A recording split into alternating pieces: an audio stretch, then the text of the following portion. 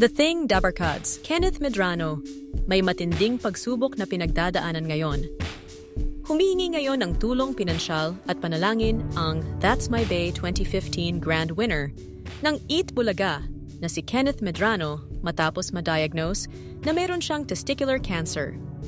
Kailangan niya raw sumailalim sa surgery sa lalong madaling panahon kung saan posibleng umabot sa 250,000 ang operasyon.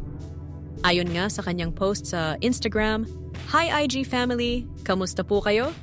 Hope you're okay." To be honest, hindi po ako okay ngayon. Kahit mukhang masaya ako sa lahat ng posts ko, sobrang bigat po ng pinagdadaanan ko.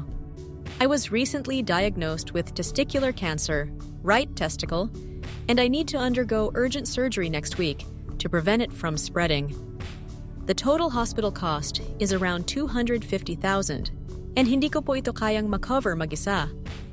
Nakakahiya ito, but gusto ko pa makita ang mga apo ko. Sa mga mabubuting puso, humbly asking for any financial help. Any amount will be a big help for my surgery and recovery. Parang gumuho ang mundo ko. If you're not able to donate, kahit prayers would mean so much. Maraming salamat po sa inyong kindness and support. God bless you always.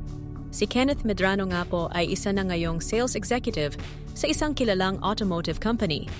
Matapos nga niyang manalo sa Twerk Eat Dance segment ng Eat Bulaga noong 2015, pinamunuan niya ang grupong binuo ng show na binubuo rin ng kapwa niya contestants na sila Joel Palencia, Tommy Peñaflor, Miggy Tolentino, Kim Last, John Timmons at Gab Bayan, kung saan naging resident dancer sila hanggang 2019.